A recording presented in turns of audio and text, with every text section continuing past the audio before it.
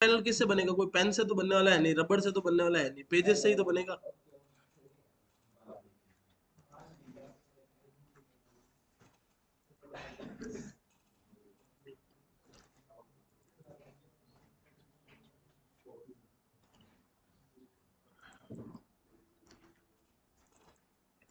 ये आप लोग सब लॉजिकली सोचना बंद कर चुके हो क्या? सिर्फ मैं ही सोचता हूँ लॉजिकली?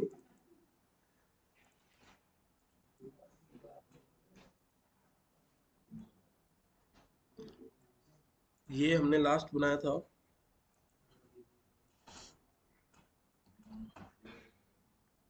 क्या हुआ है? दिमाग घिस गया है?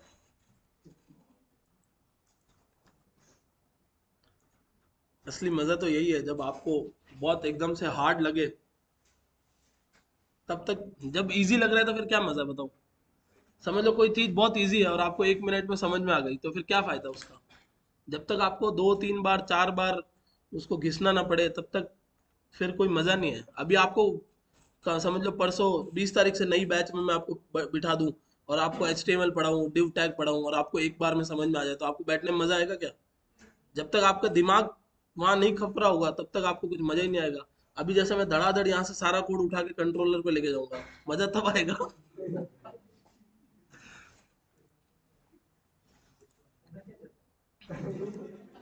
कहना ये चाहता हूँ कि देखो, मैं ये कहना चाहता हूँ कि मैंने इतने सालों से पढ़ा के ना कुछ एक्सपीरियंस ले लेके चीज़ों को मॉडिफाई किया है। तो जब आप नए नए आए थे ना, तब मैं बहुत इजी तरीके से पढ़ाता था, तब मैं आपको सब कुछ परोस के देता था। फिर जैसे जैसे अभी आप पुराने होते जाओगे ना, मतलब एंड ऑफ द कोर्स मेरे पढ़ाने का तरीका भी बदल जाएगा, आपके पर्टिकुलर बैच के लिए, सभी बैचेस के लिए नहीं। सो दैट कि आपको कोर्स खत्म होते होते सारी डिपेंडेंसी आपके अपने खुद के ऊपर आ जाए। मतलब कि आपको दिमाग लड़ाना सीख सीख जाओ आप। नहीं सीखोगे ना, और आपको उसी टाइम तक लास्ट तक मैं परोसता रहा ना, तो आपको कोई कंपनी नहीं लेने वाली है। क्योंकि आप वहां पर सिर्फ ABC इतने ही बोल सकते हो, क्योंकि आपको ABC सिखाया था, डी आपको ना सिखाया ना आपको आता है, ना ई आपको सिखाया ना आपको भी सीख पाओगे। तो वो वाली सिचुएशन ना आए, इसलिए कोर्स जैसे जैसे खत्म होगा ना, वैसे वैसे आपको लगेगा कि यार मेरे को खुद को दिमाग ज्यादा लगाना पड़ रहा है और सर कम बता रहे हैं। बट वो जानबूझ के है। नहीं करोगे तो फिर अल्टीमेटली गेम से आउट हो जाओगे। तो इसीलिए ना, अभी और हार्ड होगी चीजें, अभी तो कुछ हुआ ही नहीं है, शुरू ही नहीं हुआ अभी तो।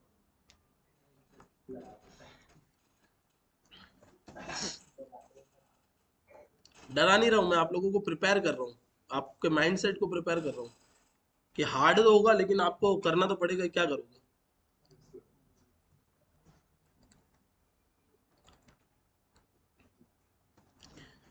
ठीक है, यहाँ एक कंट्रोलर्स का फोल्डर बना लेते हैं।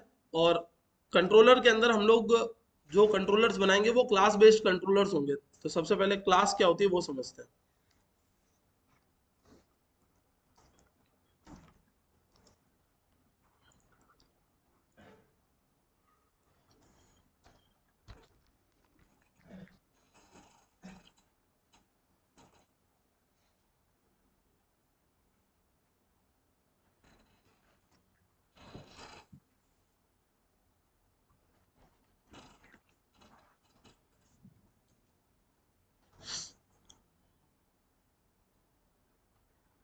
क्लास मैंने समझाया था एक दिन बीच में, समझाया हुआ है। क्या होती है क्लास? हाँ राकेश बताओ।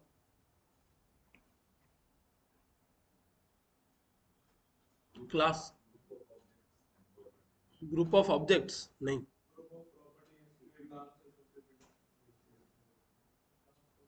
हाँ आप बताओ। इंस्टेंस ऑफ ऑब्जेक्ट भी नहीं। कितने लोग बीटेक BCA वाले हो ना, कहीं कुछ तो हो इधर? हाँ गजेंद्र, क्लास पढ़ी होगी ना ऑब्जेक्ट ओरिएंटेड प्रोग्रामिंग में। हाँ बताओ राहुल, राहुल आपने हाथ ऊपर किया था। अच्छा, तो वो गलती करी ना बता के, आप बताओ। देखो, हाँ,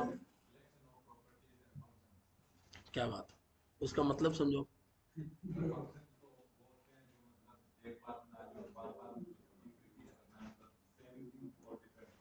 हम्म।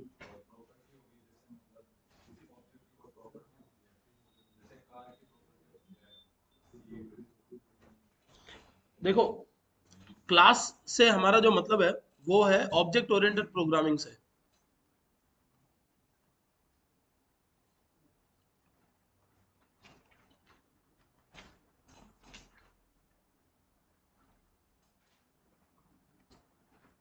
ठीक है, तो अभी तक जो आप प्रोग्रामिंग कर रहे थे, मतलब जो अभी तक जावास्क्रिप्ट का आप कोड लिख रहे थे, वो आपका ऑब्जेक्ट ओरिएंटेड नहीं था, वो प्रोसीजरल ओरिएंटेड था। प्रोसीजरल ओरिएंटेड मतलब एक फंक्शन बना बना के आप कोड लिख रहे थे। अब आप क्या करोगे, ऑब्जेक्ट ओरिएंटेड प्रोग्रामिंग करोगे। प्रोग्रामिंग तो आप कर ही रहे हो। ऑब्जेक्ट ओरिएंटेड का मतलब होता है ऐसी प्रोग्रामिंग जो ऑब्जेक्ट के बेस पे चल रही है। ठीक है, तो ऑब्जेक्ट के बेस पे आप ऑलरेडी प्रोग्रामिंग कर रहे हो, मतलब आपने ये जो कल कोड लिखा था ना, कहाँ गया, राउटर में, ये आप इधर लिख रहे हो न्यू कीवर्ड लगा के।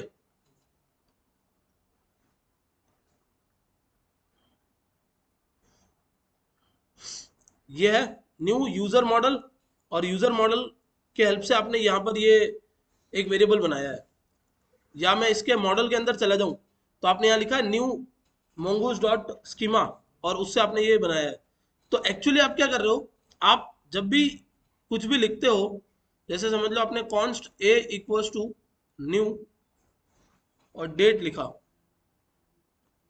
तो ये जो डेट है ना, ये क्लास है, और उसका ये क्या बना, एक ऑब्जेक्ट बना है।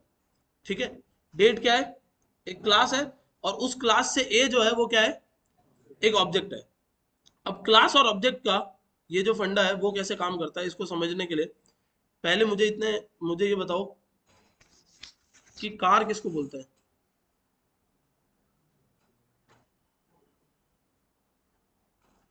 किसी भी चीज को राहुल कार कब बोलोगे, क्या कह रहे हो, फोर व्हीलर, जैसे समझ लो ट्रैक्टर की टोली में भी चार टायर होते हैं। उस मान लो ट्रैक्टर में चार टायर होते हैं, अब उसको कार तो नहीं बोल रहे हम। गजेंद्र, कोई है बाहर, तो फिर क्यों नजरें मिला रहे हो उधर, इधर देखो ना। हाँ, कार कब बोलते हैं किसी भी चीज को, या किसी भी स्ट्रक्चर को देख के आपको लगता है कि कार है, बताओ प्रेम। यार आंसर दे रहे हो, मजाक कर रहे हो कि कार तो कार होती है सर, ऐसे इंटरव्यू में पूछोगे ना तो वो हमें भी गालियां देगा, और आपको तो निकालेगा जो निकालेगा। दिमाग तो लगाओ कुछ, खाली क्वेश्चन रिपीट थोड़ी कर रहे हो। मैं आपको क्वेश्चन पूछ रहा हूँ तो मजाक के लिए थोड़ी पूछ रहा हूँ। मेरे को टॉपिक समझाना है, मैं ऐसे ही खत्म कर दूंगा ना। मैं आपसे क्यों क्वेश्चन पूछ रहा हूँ, तो दिमाग तो लगाओ वापस अनुमान।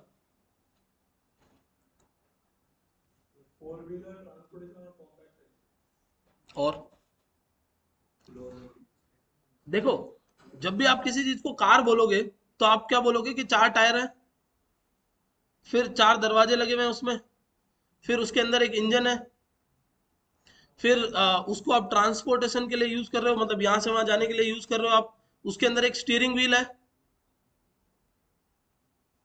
ठीक है, ऐसी बहुत सारी चीजें हैं जो आपके माइंड में फिक्स्ड है। उसको जब आप ऐसे किसी स्ट्रक्चर को देखते हो जिसमें ये सारे गुण होते हैं, मतलब ये सारी प्रॉपर्टीज होती है, तब आप क्या बोल देते हो कि वो क्या है, कार है। यही होता है। ठीक है, कार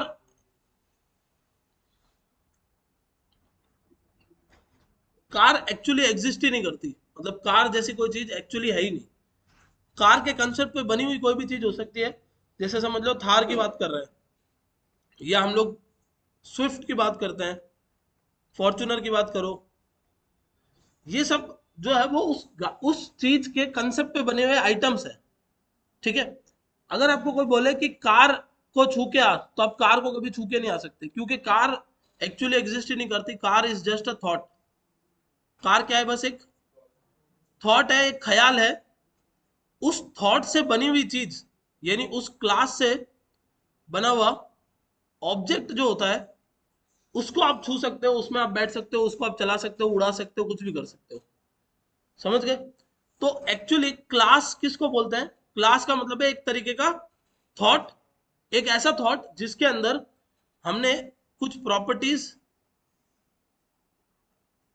प्लस कुछ फंक्शनैलिटीज ये डाल रखी है।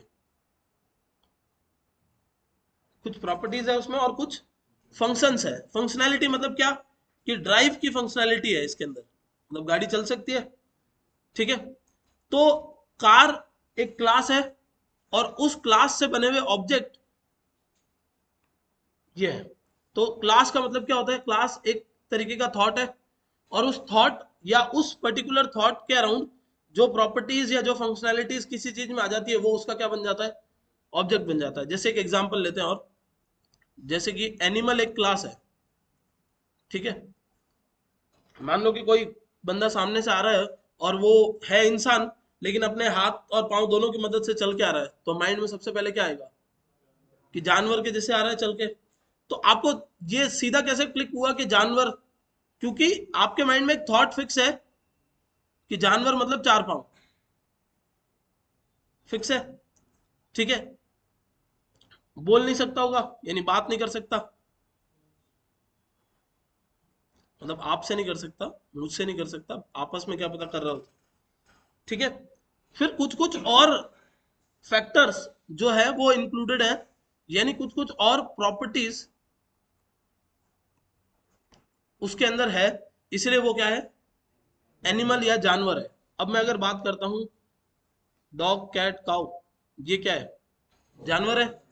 ये जानवर क्लास के ऑब्जेक्ट्स है, ठीक है। जानवर क्या है? एक, यानी एनिमल एक क्लास है, और उस क्लास के ये क्या है? सारे के सारे ऑब्जेक्ट्स हैं, ठीक है। तो क्लास क्या होती है? क्लास एक कलेक्शन होता है प्रॉपर्टीज और फंक्शन का। जो भी इन प्रॉपर्टीज के हिसाब से काम करेगा, वो उसका क्या कहलाएगा? ऑब्जेक्ट कहलाएगा। जो भी इन प्रॉपर्टीज और फंक्शंस की हेल्प से कोई काम करेगा, वो क्या कहलाएगा? ऑब्जेक्ट कहलाएगा। और उस ऑब्जेक्ट की हेल्प से आप वो प्रॉपर्टीज एक्सेस कर सकते हो। मतलब कि अगर डॉग को बोल दिया जाए कि तुम एनिमल क्लास में हो, तो एनिमल क्लास की जितनी भी चीजें हैं, वो कौन यूज कर पाएगा? डॉग यूज कर पाएगा। जैसे एक और एग्जांपल लेते हैं। मान लो कि आपको बोला जाए कि लैपटॉप क्या होता है, तो लैपटॉप के अंदर क्या होगी? बहुत सारी प्रॉपर्टीज होगी। जैसे कम सबसे पहली प्रॉपर्टी क्या होती है? लैपटॉप का मतलब क्या होगा? सबसे पहली प्रॉपर्टी है कि वो मोबाइल होता है। मोबाइल का मतलब, मोबाइल का मतलब होता है ऐसी चीज जिसको मूव किया जा सके। इसको मोबाइल नहीं बोलते, ठीक है। इसको फोन बोलते हैं, मोबाइल फोन, क्योंकि ये मूव किया जा सकता है, इसलिए ये मोबाइल फोन है। तो ये मोबाइल नहीं है, ये फोन है, ठीक है। मोबाइल का मतलब होता है ऐसी चीज जो मूव की जा सके, समझ गए? तो पहली सबसे पहली प्रॉपर्टी क्या होती है? कि लैपटॉप मोबाइल होता है, यानी मूवेबल होता है, एक जगह से दूसरी जगह ले जाया जा सकता है, ठीक है। फिर क्या होता है? कॉम्पैक्ट होता है, ठीक है। लैपटॉप के भाषा में कॉम्पैक्ट वैसे हर चीज में यूज नहीं कर सकते आप, क्योंकि लैपटॉप बड़े साइज का भी आ सकता है, बट मान लेते हैं कॉम्पैक्ट होता है लैपटॉप, ठीक है। तो ऐसी चीजें जो इस सारे फीचर को लिए हुए होगी, जैसे समझ लो मेरे पास एचपी का कोई गेमिंग लैपटॉप है, ठीक है। तो इसको मैं लैपटॉप कब कंसिडर करूंगा? जब ये लैपटॉप की 10 प्रॉपर्टीज इसमें भी होगी, तब इसको क्या कंसिडर करूंगा मैं? लैपटॉप कंसिडर करूंगा। तो लैपटॉप क्या एक क्लास है, और ये उस क्लास के क्या है? ऑब्जेक्ट्स है। कोई भी एक ऑब्जेक्ट अपनी क्लास की सारी प्रॉपर्टीज को क्या कर सकता है? एक्सेस कर सकता है, सारी फंक्शनैलिटीज को एक्सेस कर सकता है। नॉन टेक्निकली मैं आपको इसी लेवल पे समझा सकता हूँ। बाकी तो ऑब्जेक्ट ओरिएंटेड प्रोग्रामिंग अपने आप में पूरी एक अलग दुनिया है, जिसमें बहुत सारी चीजें और आ जाती है, ठीक है। बट जो हमारा मेन फोकस है, वो ये है कि हम जावास्क्रिप्ट के अंदर थोड़ा सा ऑब्जेक्ट ओरिएंटेड प्रोग्रामिंग की हेल्प से क्लास और ऑब्जेक्ट बनाते हुए सारा काम करने वाले हैं अभी।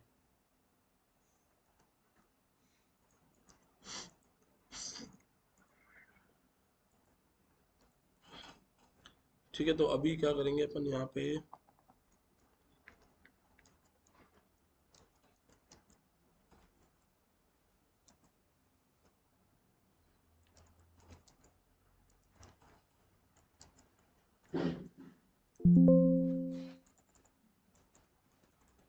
ये एक फोल्डर बना रहा हूँ, पहले इसमें मैं आपको यूज करके दिखाता हूँ।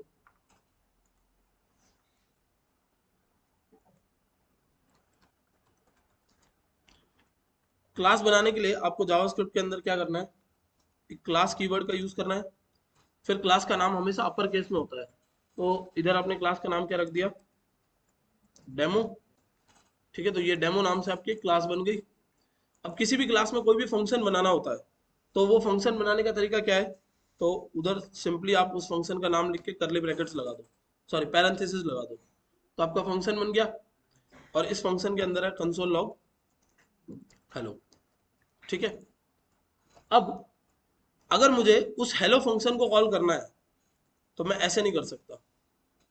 अगर आप ऐसे करोगे तो मैं आपको चला के दिखाता हूँ। npm सॉरी नोड को बोल के चलाते हैं, नोड इंडेक्स क्या आ रहा है? टेस्ट इज नॉट डिफाइंड, क्योंकि ये फंक्शन किसका है? उस क्लास का फंक्शन है। उस क्लास को सिर्फ वही एक्सेस कर सकता है जो उसका ऑब्जेक्ट हो। ठीक है। मतलब कि इंसान को जानवर तभी बोला जाएगा, या जानवर को इंसान तभी बोला जाएगा जब वो इसकी प्रॉपर्टी और ये इसकी प्रॉपर्टी को यूज कर रहा हो, या इस प्रॉपर्टीज एक्सचेंज हुई हो, तभी बोल सकते हो आप। सेम अगर आपके इस जगह पे टेस्ट वाले फंक्शन को एक्सेस करवाना है, यानी टेस्ट वाले फंक्शन को यूज करवाना है, तो फिर आपको क्या करना पड़ेगा? पहले इसका ऑब्जेक्ट बनाना पड़ेगा। तो constant d equals to new demo. अब मैंने d को क्या बना दिया? उसका ऑब्जेक्ट बना दिया। अब आप ऐसे कर सकते हो d डॉट टेस्ट। ठीक है। अब चलाओगे ना तो मना नहीं करेगा। आ गया हेलो? समझ में आया क्या हुआ? क्योंकि ये जो आपका d है वो अब किस क्लास का ऑब्जेक्ट बन गया? इस टेस्ट क्लास का ऑब्जेक्ट बन गया। और इस टेस्ट क्लास का ऑब्जेक्ट बनने की वजह से अब वो क्या करवा पा रहा है? इस डेमो क्लास का ऑब्जेक्ट बन गया, और इसकी वजह से अब वो टेस्ट क्लास को एग्जीक्यूट कर पा रहा है, या टेस्ट नाम के फंक्शन को एग्जीक्यूट कर पा रहा है। समझ में आया यहाँ तक? हाँ लिख सकते हो। वेरिएबल आप कुछ भी बना सकते हो। हाँ, तो उस क्लास का नया पहले ऑब्जेक्ट बनना चाहिए। ऑब्जेक्ट बनने के लिए न्यू कीवर्ड होता है। जब तक एक ऑब्जेक्ट नहीं बनेगा तब तक आप उसको यूज नहीं कर सकते। मतलब अगर आप ये बोल रहे हो कि सीधा ऐसे कर दें, तो ऐसा पॉसिबल नहीं है। जब तक उस क्लास का ऑब्जेक्ट नहीं बनेगा तब तक उसको यूज नहीं किया जा सकता। पहले उस क्लास का ऑब्जेक्ट बनेगा, फिर उस ऑब्जेक्ट के हेल्प से आप उस फंक्शन को कॉल कर सकते हो। समझ गए? ठीक है। अब ऑब्जेक्ट के अंदर होता क्या है तो देखना। जैसे कि मैंने इधर डी बनाया है, और यहां पर मैं बना देता हूं एक कंस्ट्रक्टर। कंस्ट्रक्टर का मतलब क्या होता है? तो कंस्ट्रक्टर किसी भी क्लास का सबसे इंपॉर्टेंट फंक्शन होता है। ये जो लिखा है ना आपने, इसका नाम भी यही होता है, कंस्ट्रक्टर। कंस्ट्रक्टर मतलब ऐसी चीज जो क्या करता है। कंस्ट्रक्ट का मतलब क्या होगा? कुछ बनाना। तो वो फंक्शन जो क्या करने वाला है, इस क्लास के अंदर कुछ बनाने वाला है। तो जैसे क्या बनाने वाला है? तो मान लो कि मैंने इधर से एक नेम भेजा है, और मैंने यहाँ स्टोर करवा दिया this dot name equals to ये नेम जो बाहर से आया है ना। या मैंने एक यूजर का नाम भेजा, और उसको मैंने इस क्लास में किस नाम से स्टोर करवा दिया? नेम नाम से स्टोर करवा दिया। दिस का मतलब होता है इस क्लास का जो नाम है वो क्या नाम है? यूजर नेम है। अब मैजिक देखना, मैं हेलो के साथ में दिस डॉट नेम कॉल करता हूं। ठीक है। अब क्या होगा? मैंने इधर लिखा राहुल, तो क्या प्रिंट हो रहा है? हेलो राहुल दिख रहा है? ये साइड में डॉक भी होता है ना शायद कहीं। हेलो राहुल लिखा। अब देखना d2 equals to new demo, और नितेश लिख देता हूं। तो d2 डॉट टेस्ट कॉल करोगे तो क्या प्रिंट होगा? हेलो नितेश प्रिंट होगा, राहुल की प्रिंट होगा। क्यों? क्योंकि इस डेटा के साथ में आपने ये ऑब्जेक्ट बनाया, और इस डेटा के साथ में ये ऑब्जेक्ट बनाया। क्लास एक ही है, बट दो अलग अलग क्या बन रहा है? ऑब्जेक्ट बन रहा है। ऐसे ही होता है जब आप न्यू डेट लिखते हो। अगर आप कुछ नहीं लिखते हो तो आज की डेट ले लेता है, लेकिन अगर आप कोई डेट लिखते हो तो उस पर्टिकुलर डेट पे चला जाता है। न्यू डेट, डेट ऑब्जेक्ट पढ़ा था ना हमने।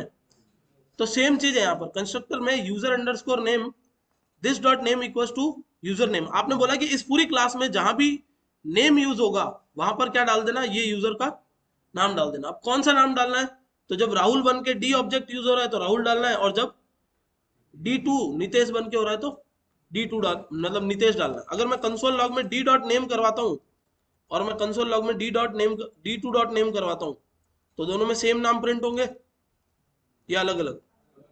अलग अलग प्रिंट होंगे, राहुल और नितेश। ऐसा क्यों हो रहा है? क्योंकि ऑब्जेक्ट जब बनता है ना, तो वो अपनी खुद की प्रॉपर्टीज लेके, मतलब ऑब्जेक्ट जब बनता है तो वो अपने खुद की डेटा के साथ में काम कर रहा होता है। तो जब ये डी ऑब्जेक्ट है वो किसके साथ काम करेगा, राहुल के साथ, और D2 किसके साथ काम करेगा, नितेश के साथ में। ये तो नाम हो गया, ऐसे आप कुछ भी बनवा सकते हो। लेकिन ऐसे डेटा स्टोर करने के लिए आपको क्या करना पड़ता है, कंस्ट्रक्टर बनाना पड़ता है। Constructor is a special member function of a class, मतलब वो एक ऐसा फंक्शन है जो अपने आप कॉल हो जाएगा, आपको नहीं बुलाना उसको। ये क्या है, स्पेशल मेंबर फंक्शन है जो कि ऑटोमेटिकली अपने आप कॉल होता है, आपको नहीं बुलाना है। जैसे आपने ऑब्जेक्ट बनाया वैसे ही सबसे पहले कौन कॉल होगा, कंस्ट्रक्टर कॉल हो जाएगा। ठीक है, तो आपने यहां से एक इनपुट दिया, ये इनपुट किसके पास गया, कंस्ट्रक्टर के पास, और कंस्ट्रक्टर ने उसके अंदर डाल के क्या बना के दे दिया आपको, ऑब्जेक्ट। अब डी के साथ जो नाम जुड़ा है वो कौन है, राहुल, लेकिन D2 के साथ जो नाम जुड़ा है वो कौन है, नितेश। ऐसे ही मैं कितने भी ऑब्जेक्ट्स बना सकता हूँ और नए नए डेटा डालते जा सकता हूँ।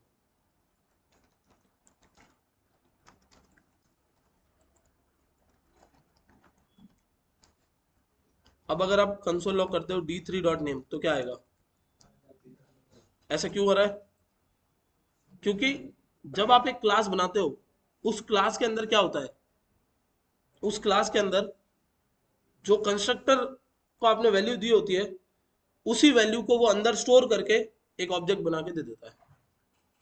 तो क्लास का काम क्या है, क्लास फंक्शन का बड़ा भाई है। फंक्शन क्या होता है, एक बार बनाओ और बार बार यूज करो। ठीक है, क्लास में भी सेम कंसेप्ट है, लेकिन क्लास उससे थोड़ा ऊपर लेवल पे है, क्योंकि फंक्शन में आप कोई फिक्स चीज डिफाइन नहीं कर सकते। जैसे आप फंक्शन में ये नहीं बोल सकते कि ये फंक्शन में मैंने एक बार अगर डेटा पास कर दिया तो यही डेटा थ्रू आउट यूज होना चाहिए।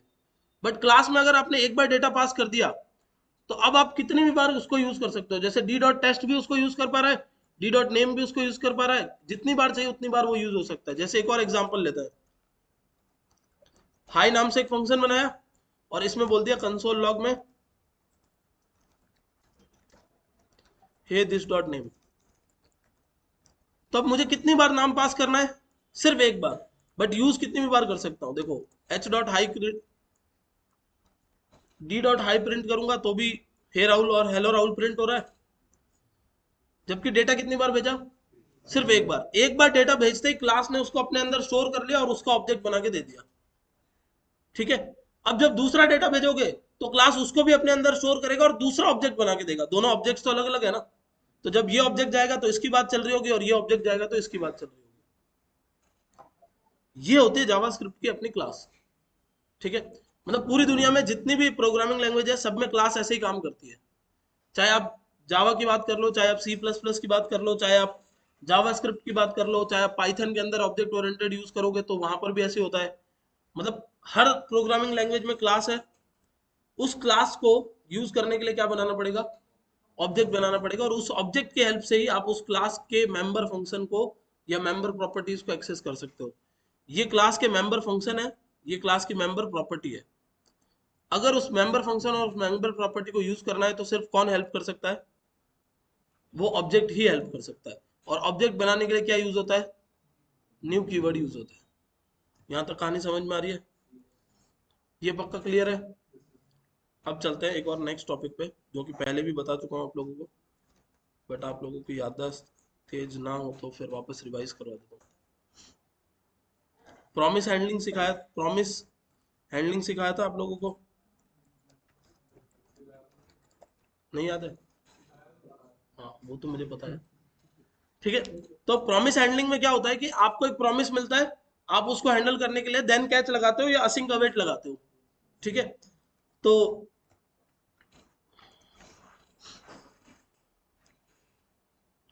बाद में आप लोगों के लिए बहुत बड़ी दिक्कत ना हो जाए, इसलिए मुझे पहले तो ये बताओ कि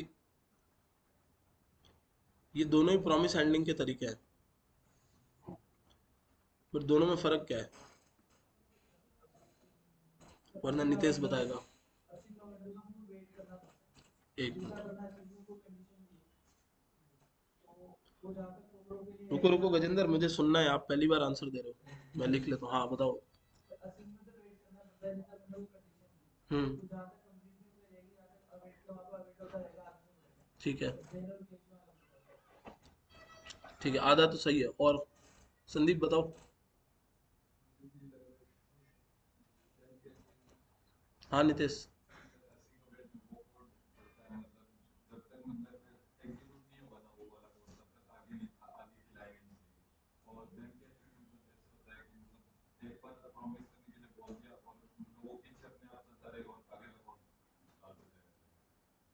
हाँ राहुल।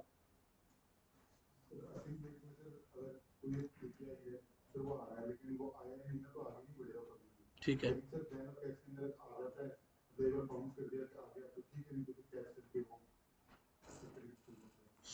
देखो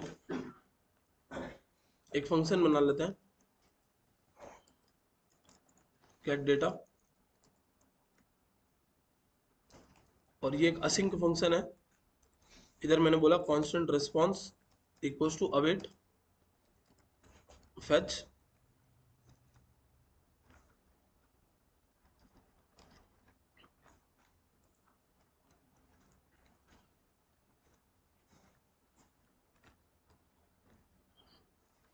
ये फेक प्रोडक्ट की एपीआई है, उसका रिस्पांस इसमें आएगा, data equals to await data dot, sorry response dot JSON console log data. ठीक है, और इसके बाद में मैंने क्या लिखा है, हाय।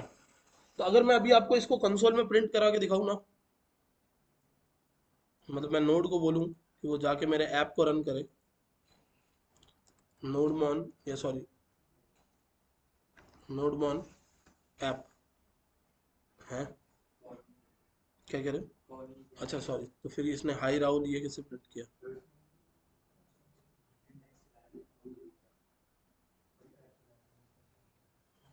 नहीं मैंने तो,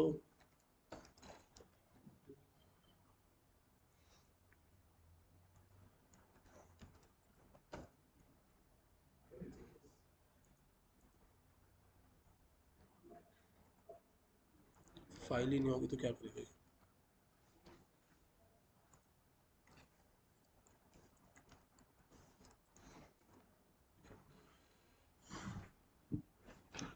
ये कोड चलाया आपने, सबसे पहले 20 कैटेगरीज लोड हुई, ठीक है, दिख रही है, देखो सॉरी 20 प्रोडक्ट्स लोड हुए, और उसके बाद में आपको क्या दिख रहा है, हाई दिख रहा है, क्योंकि पहले ये कोड चला, फिर ये कोड चला, फिर ये कोड, फिर ये डेटा प्रिंट हुआ, और फिर क्या प्रिंट हुआ, हाई प्रिंट हुआ।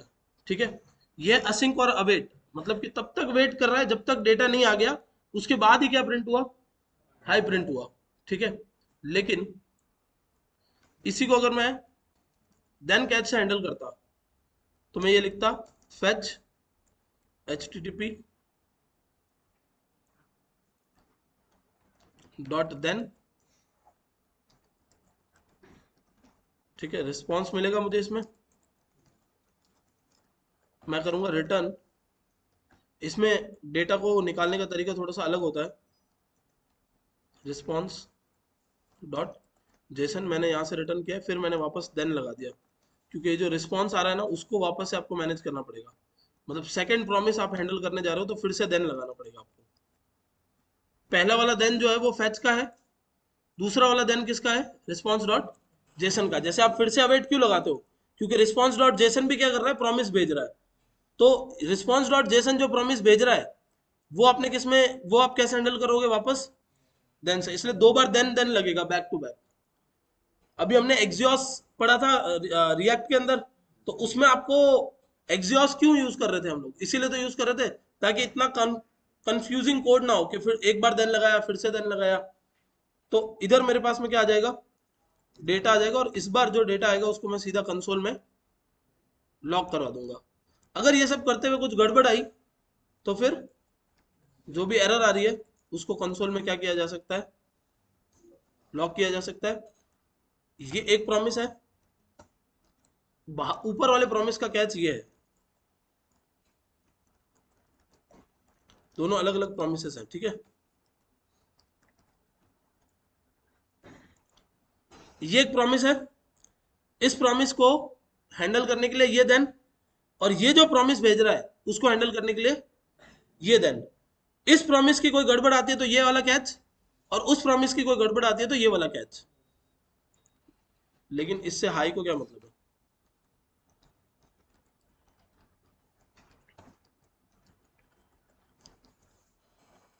देख लो, डेटा प्रिंट हो गया सारा, लेकिन हाई पहले ही चल गया होगा। 1 2 9 10 5, हाई पहले चल गया, बाद में डेटा प्रिंट हुआ। लेकिन डेटा प्रिंट हुआ, ऐसा नहीं है कि डेटा प्रिंट नहीं हुआ। दोनों में फर्क क्या है? दोनों में फर्क ये है कि यहां भी हाई सबसे लास्ट में लिखा हुआ था, यहां भी हाई सबसे लास्ट में लिखा हुआ था। यहां सबसे लास्ट ही चला, लेकिन यहां पर पहले चल गया और बाद में डेटा आया। तो दोनों में फर्क क्या है? वो तो प्रॉमिस हैंडलिंग ही रही है। इसमें वेट करना पड़ रहा है या फिर इसमें हम लोग वेट करवा रहे हैं? क्यों वेट करवा रहे हैं?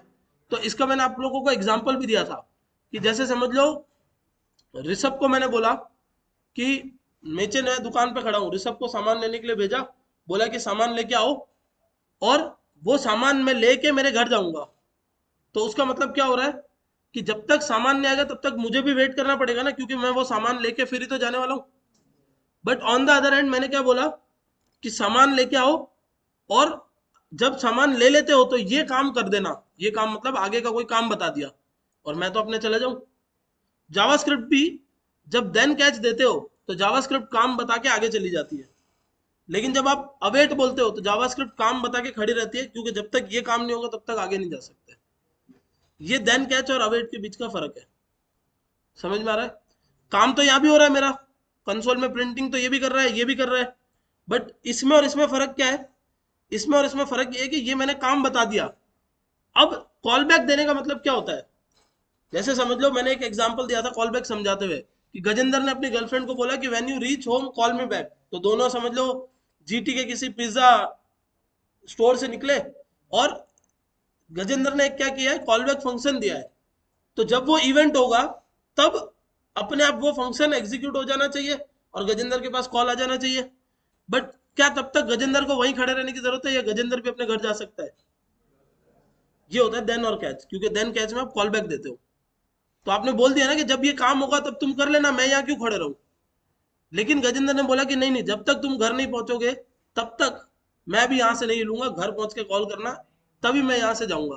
तो वो है असिंक और अवेट, कि जब तक ये काम नहीं हो जाता तब तक गजेंद्र नेक्स्ट टास्क नहीं करेगा, वेट करेगा, और जब वो टास्क हो जाएगा फिर गजेंद्र आगे जाएगा। ठीक है? और कुछ पूछना है? यहाँ तक समझ में आ रहा है?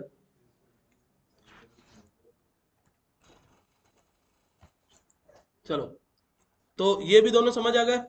अब ये तो है प्रॉमिस हैंडलिंग, लेकिन प्रॉमिस बनते कैसे हैं वो समझना है पहले। हटा दो इसको।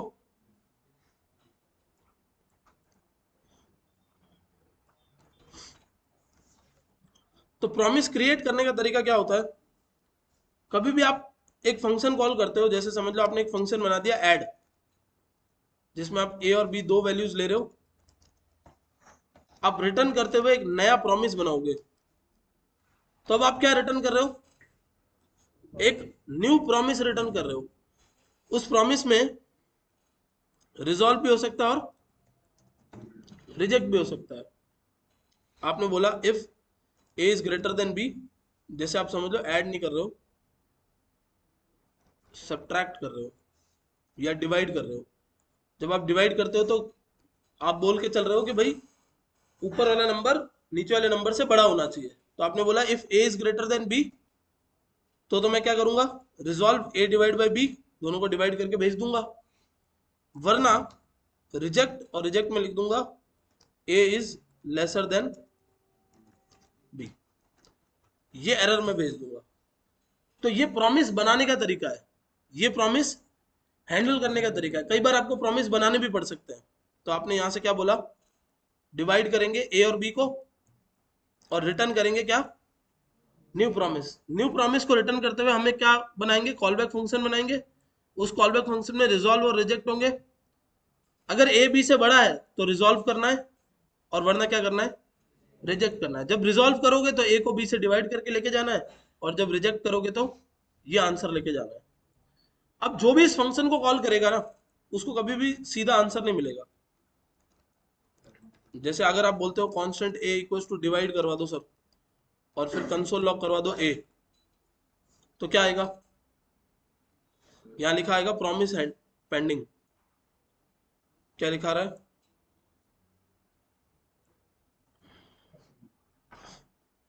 ठीक है, प्रॉमिस कैच। तो आप क्या कर रहे हो, ये डिवाइड एक प्रॉमिस है, उस प्रॉमिस को हैंडल करना। डिवाइड क्या रिटर्न कर रहा है, प्रॉमिस रिटर्न कर रहा है।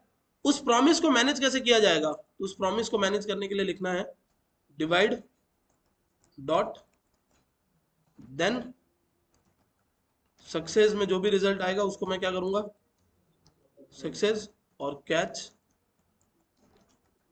एरर में जो भी आएगा उसको मैं कंसोल में लॉक करके एरर प्रिंट करा दूंगा। ये कॉलबैक फंक्शन है, सेमीकोलन मत लगाना। कॉलबैक फंक्शन के कॉलबैक फंक्शन मतलब मैंने एरो से सिंगल लाइन का फंक्शन बनाया है। अगर आपको बहुत ज़्यादा कंफ्यूजन हो रही हो तो इसको ऐसे मल्टीपल लाइन में डिवाइड भी कर सकते हो। ये और ये बात एक ही है, बट क्योंकि मुझे एक ही काम करवाना था तो इसलिए मैंने सिंगल लाइन फंक्शन बनाया। आप ऐसे भी लिख सकते हो, ठीक है। तो अब आप क्या कर रहे हो, प्रॉमिस हैंडल कर रहे हो। तो डिवाइड क्या है आपके लिए, एक प्रॉमिस रिटर्न कर रहा है, और उस प्रॉमिस को हैंडल करने के लिए आपने देन और कैच लगा रखा है। अब आप देखोगे तो ए इज लेसर देन बी आ रहा है, जबकि ए और बी आपने डाला ही नहीं है, अभी तो डालने दो पहले। ए डिवाइड बाई ए और बी डाल दिया अब आपने, तो क्या आ रहा है 2.5। बट अगर मैं यहां पर ऐसे लिख दूं तो 10 और 14, तो क्या आएगा, ए इज लेसर देन बी। ये है प्रॉमिस बनाने का तरीका। प्रॉमिस हैंडल करने के लिए देन कैच या असिंक अवेट लग सकता है। बट असिंक और अवेट जब आप लगाते हो तो वो सिर्फ किसको मैनेज करता है, सक्सेस को मैनेज करता है, फेलियर को मैनेज करने के लिए नहीं है वो। मतलब जैसे कि मैं इधर अगर बोल दूं कि constant a equals to, JavaScript का कोड लिख रहा है ना, तो सीधा शायद अवेट भी लिख सकते हैं, अवेट डिवाइड। मतलब नोड जेएस पे चलेगा ना ये, तो शायद हो सकता है काम कर जाए, नहीं कर रहा है ना। हाँ, तो इसको फिर बाहर एक फंक्शन बनाना पड़ेगा, उस फंक्शन को असिंक बनाना पड़ेगा, और फिर उसके बाद में काम होगा, इसलिए बाय बाय कर दो इसको। यही तरीका सही है प्रॉमिस हैंडल करने के लिए। किधर गया,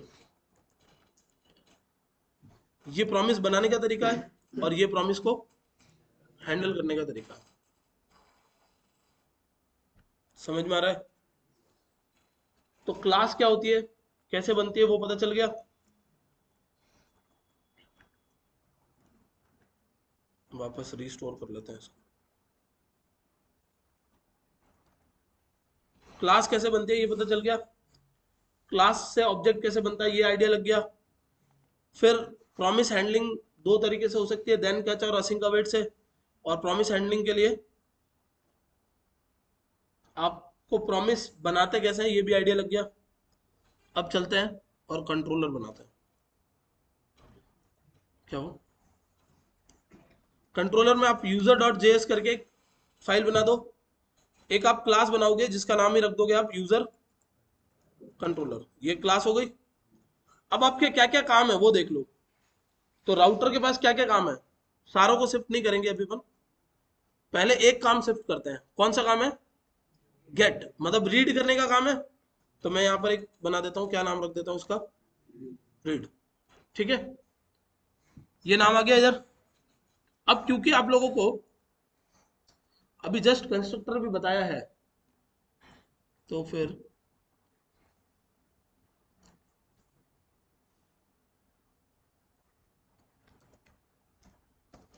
constructor this dot model equals to, इसको एक मॉडल भी असाइन कर देता है, ठीक है, थोड़ा और इजी बना देता है। User model equals to require dot dot slash model slash user. तो जो दिस डॉट मॉडल है ना, वो आपने किसको असाइन, दिस डॉट मॉडल को आपने क्या असाइन कर दिया, ये यूजर मॉडल असाइन कर दिया। ठीक है।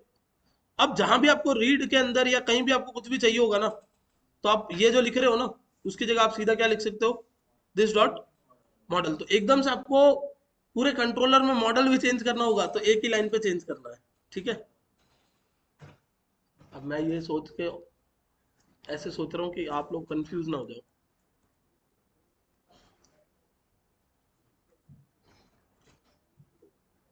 चलो ठीक है, एक बार इसको नहीं रखते हैं। जब दो मॉडल्स बनाएंगे ना, मतलब इसी जैसा एक और कंट्रोलर बनाएंगे, तब मैं आपको समझाऊंगा कि कंस्ट्रक्टर होता तो क्या फायदा होता। अभी के लिए रीड ऑपरेशन करवाना है। अब रीड ऑपरेशन में आपको किस चीज की जरूरत पड़ती है, आईडी की। ये एक नॉर्मल फंक्शन है, याद रखना। तो इसको किसकी जरूरत पड़ेगी, आईडी की जरूरत पड़ सकती है। और जितना भी कोड आप इसके अंदर लिख रहे थे, ये सारा कोड अब कहाँ लिखोगे, यहाँ लिखोगे। तो पहले इसको कर दो, या इसको नहीं, क्योंकि यहाँ से प्रॉमिस रिटर्न होगा ना, तो सीधा यहाँ से क्या होगा, रिटर्न न्यू प्रॉमिस। क्या रिटर्न कर रहे हो आप, एक प्रॉमिस रिटर्न कर रहे हो। प्रॉमिस को चाहिए होता है एक कॉल बैक, जिसमें जाता है रिजॉल्व और रिजेक्ट। आप पूरा लिखो तो भी अच्छी बात है, ना लिखो तो भी अच्छी बात है। इस फंक्शन को असिंक और अवेट बनाना पड़ेगा। तो ये असिंक फंक्शन बन गया। अब इसके अंदर आप डेटा लाने और ले जाने का काम करोगे। ठीक है। तो अब इसके अंदर जब आप डेटा लेके आओगे और लेके जाओगे ना, तो यहां पर आप लगाओगे ट्राई, और यहां क्या लिखोगे, कैच। ट्राई कैच आप लोगों को पढ़ा दिया था एक दिन अभी बीच में, एक्सेप्शन हैंडलिंग के लिए यूज होता है।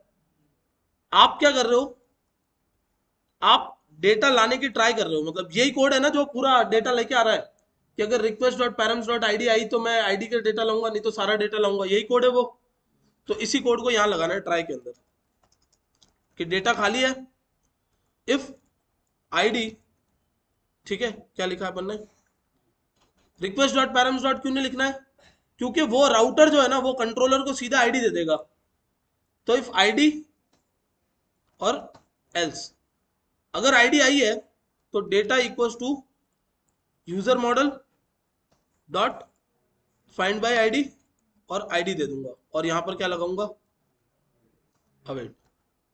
और वरना क्या करूंगा, फाइंड बाय आईडी हटा के सिर्फ और सिर्फ फाइंड लिख दूंगा, और सारे के सारे फाइंड कर दूंगा। डन। ये काम करने के आप क्या कर रहे हो, ट्राई कर रहे हो। फाइनली आप यहां से रिजॉल्व करवाते हुए क्या बोलोगे, कि ये लो डेटा, और मैसेज में आपने क्या बोला, क्या भेजा था यहां से, यूजर डेटा और स्टेटस में 1। ये आपका क्या है, रिजॉल्व है, RESOLVE पूरा लिखना है, क्योंकि अपन ने पूरा लिखा हुआ है।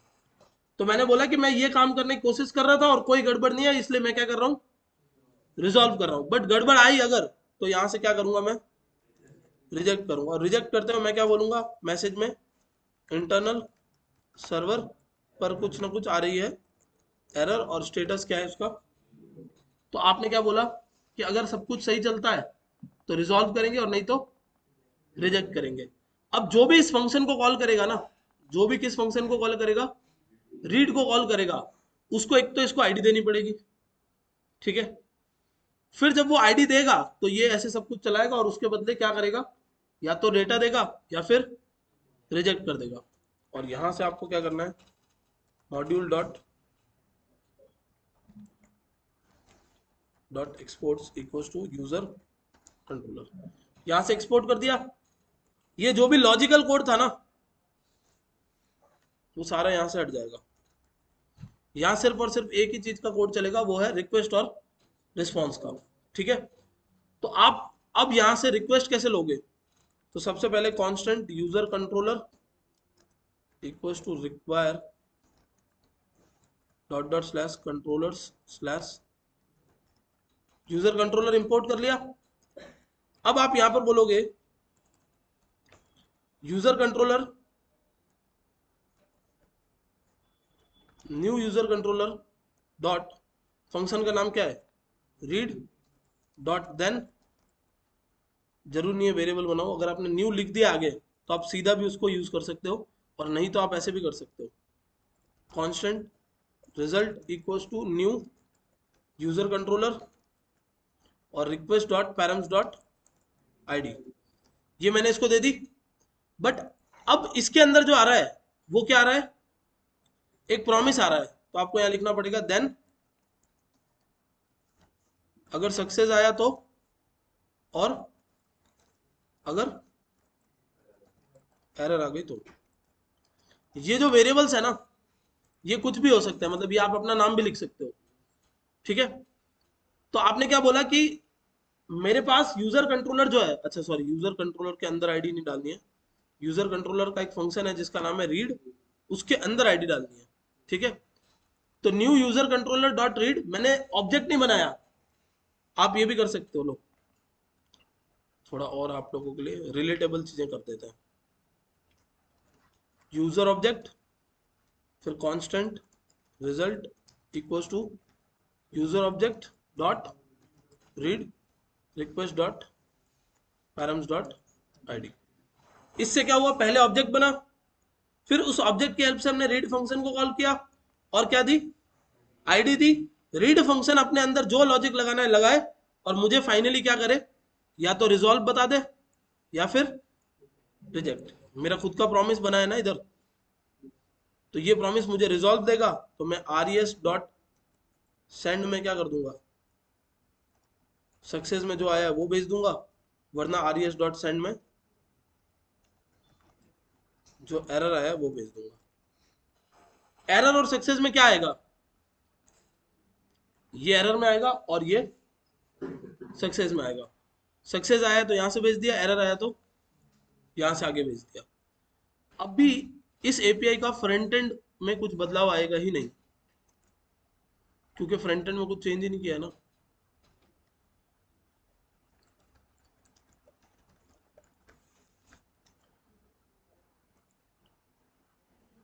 अभी भी localhost colon 5000 slash user slash gate user ऐसे ही आपको आउटपुट देगा, दे रहा है। फर्क क्या आया, फर्क आया कि बैकएंड पे लॉजिकल पार्ट को हैंडल करने के लिए क्या बन गया, एक कंट्रोलर बन गया। यहां सिर्फ और सिर्फ दो ही काम बच गए राउटर के, रिक्वेस्ट लेना और रिस्पॉन्स देना। रिक्वेस्ट लेके आगे पहुंचाई, कंट्रोलर ने मैनेज किया, वापस लाके जो रिस्पॉन्स था वो भेज दिया। सेम यहां से होगा, सेम ये वाली चीजें जो नीचे वाली है, ये सबके क्या बनेंगे, इधर अपने अपने फंक्शंस बनेंगे, और वो फंक्शंस कुछ इस तरीके के होंगे। जैसे मैं आपको एक एग्जांपल दिखा देता हूँ इधर, इन लोगों को काम दिया हुआ है, भटक क्यों रहे लोग। ब्लॉक का कंट्रोलर है ना, कंट्रोलर का शॉर्टकट क्या बनाया था नितेश,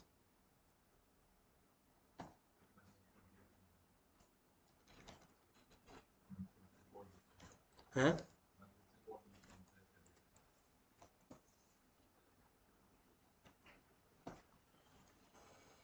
इस तरीके से ना पूरे कंट्रोलर के अंदर अलग अलग फंक्शंस बनेंगे। क्रिएट का अलग फंक्शन बनेगा, रीड का अलग फंक्शन बनेगा, अपडेट स्टेटस का अलग फंक्शन बनेगा, एडिट का अलग फंक्शन बनेगा, डिलीट का अलग फंक्शन बनेगा। हर एक फंक्शन क्या करेगा, यहाँ से प्रॉमिस रिटर्न करेगा और अपने अंदर लॉजिकल चीजें इंप्लीमेंट करेगा। जैसे यहाँ पर क्या हुआ, रीड ने क्या किया, एक प्रॉमिस रिटर्न किया और उस प्रॉमिस के अंदर अपने लॉजिक चलाए। तो इस तरीके से आप क्या करोगे, पूरे एप्लीकेशन को टुकड़ों में डिवाइड कर दोगे, व्यू अलग, कंट्रोलर अलग, राउटर अलग और मॉडल अलग। डेटाबेस के रिलेटेड जो भी काम करने हैं वो इसको बता रखे हैं पहले से, तो ये करवाएगा। लॉजिक के रिलेटेड जितने भी काम है वो कौन करवाएगा, कंट्रोलर। राउटर का काम बस सिंपल सा है कि इधर से रिक्वेस्ट ली और यहाँ पर आगे दे दी, वो रिक्वेस्ट को वापस से रिस्पॉन्स बना के दे दिया, ठीक है। तो इससे क्या होगा कि जब आप बड़ा एप्लीकेशन बना रहे होगे तब चीजें पूरी पूरी अलग अलग हिस्से पे ड्राइव हो रही होगी, तो कभी भी कोड का जो कचरा होता है ना, कि मिक्स हो गया, कन्फ्लिक्ट हो गया, वो नहीं आएगा कभी भी। Okay guys.